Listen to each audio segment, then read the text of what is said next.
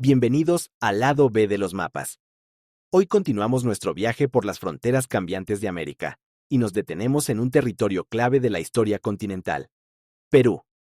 Desde las grandes civilizaciones precolombinas hasta la formación de la República moderna, los mapas de Perú nos cuentan una historia marcada por la riqueza mineral, la geografía imponente de los Andes y, sobre todo, por los constantes cambios en sus límites políticos.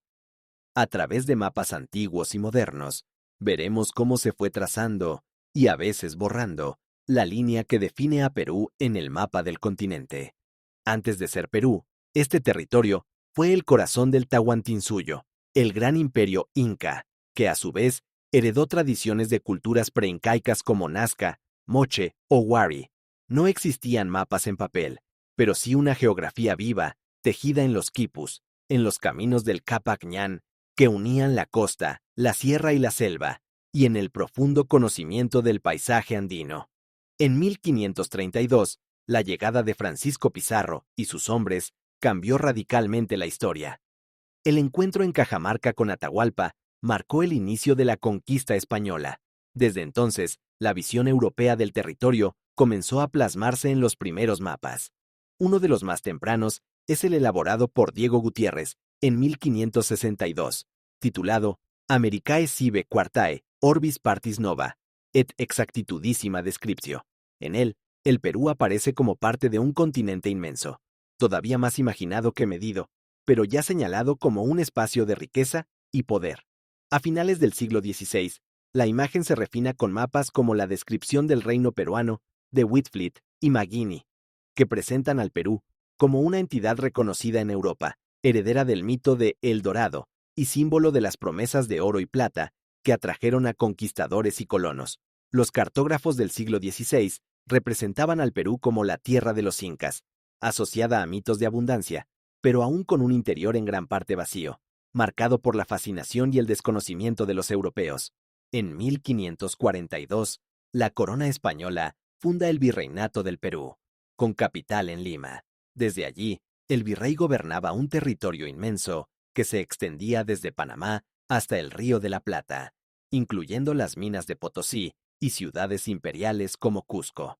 Lima se transformó en el corazón político y económico de Sudamérica, y el puerto del Callao la conectaba con Europa y Asia a través del comercio del galeón de Manila.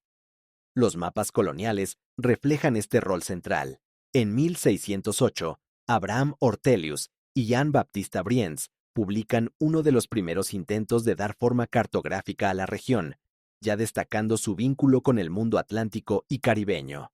En 1633, Gerard Mercator, junto a los Hondius, ofrecen una visión más elaborada en su mapa Perú, con un litoral pacífico más preciso y ciudades claves como Lima o Cusco bien localizadas, aunque el interior aún se representa de manera incompleta.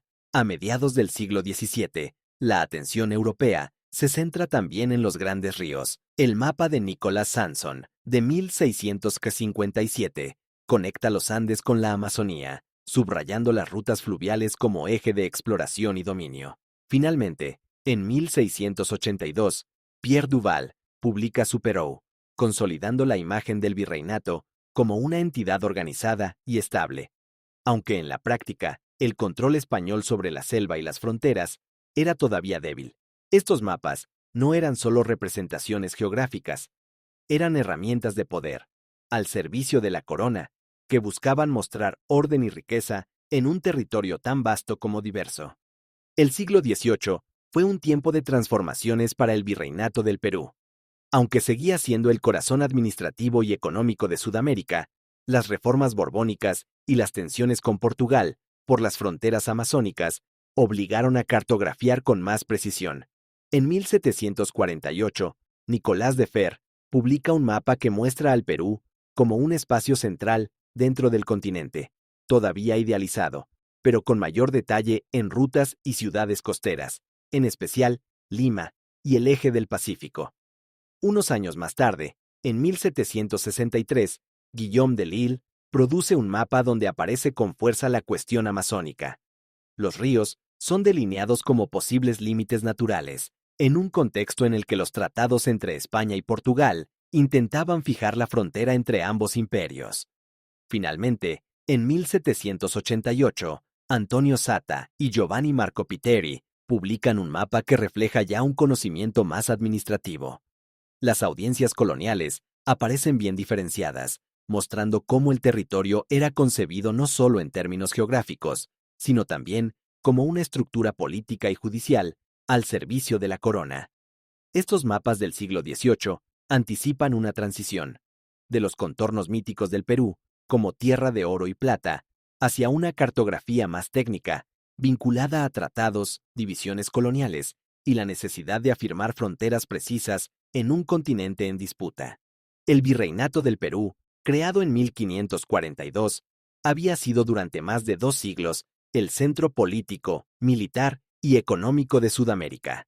Pero a comienzos del siglo XIX, esa estructura comenzó a tambalearse. La invasión napoleónica a España, las reformas borbónicas y las crecientes tensiones internas debilitaron el control de la corona.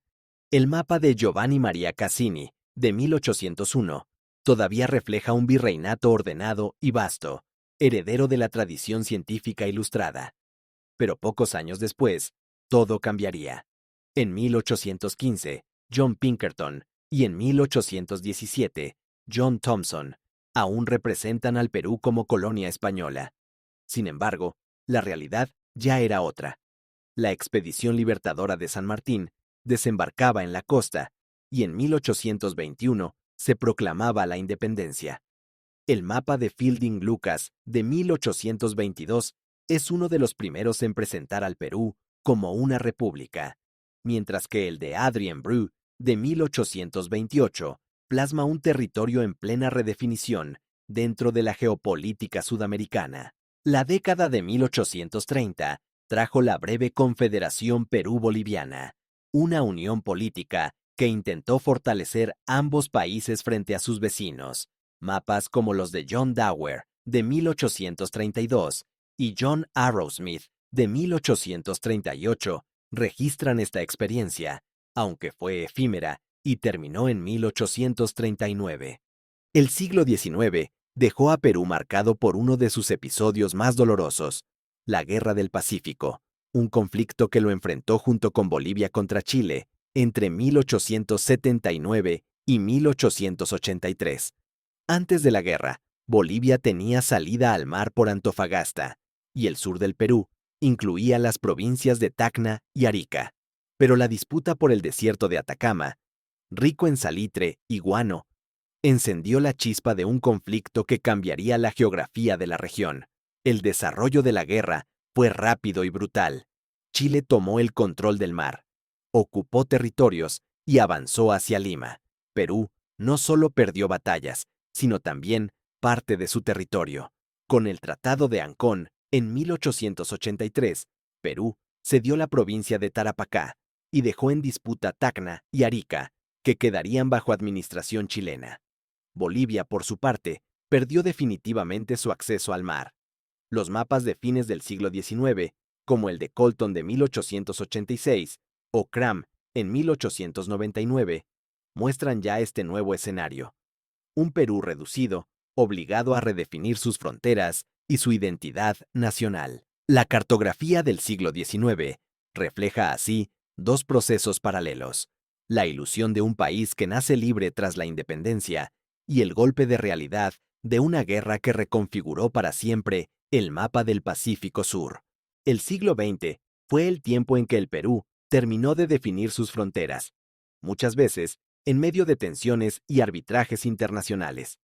En 1904, Perú presentó ante la reina regente de España un alegato cartográfico en el arbitraje con Ecuador. Este mapa muestra cómo la Amazonía se convertía en el epicentro de disputas limítrofes, un espacio vasto donde los ríos eran la clave para trazar líneas. Pocos años después, en 1909, el Tratado Velar-de-Río Branco con Brasil obligó a ceder más de 400.000 kilómetros cuadrados de territorio amazónico.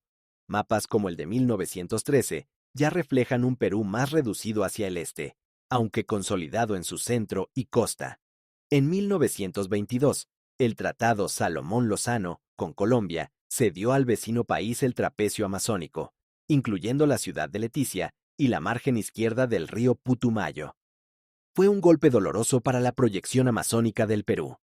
En 1941 estalló la guerra con Ecuador, que terminó con el Protocolo de Río de Janeiro de 1942, donde Perú reconoció la cesión de más de 100.000 kilómetros cuadrados.